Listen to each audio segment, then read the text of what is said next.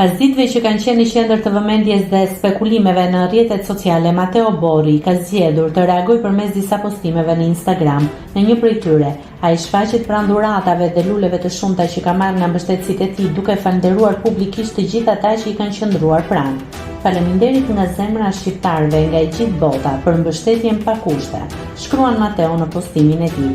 Ndërsa në një tjetër story, ai ka ndarë një mesazh ku flet për shëndetin dhe rikthimin gradual në rutinën e tij të përditshme. Matteo tregon se kohët e fundit nuk ka qenë aq aktiv sa do të dëshironte në jetën profesionale, por shprehet optimist se shumë shpejt do t'i rikthehet stërvitjes dhe angazhimeve të zakonshme.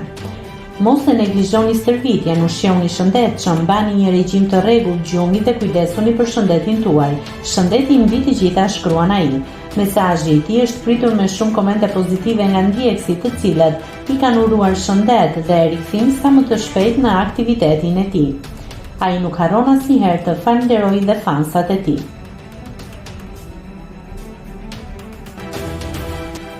Nëse klikoni mbi butonin subscribe, do t'ju shfaqen të gjitha publikimet tona.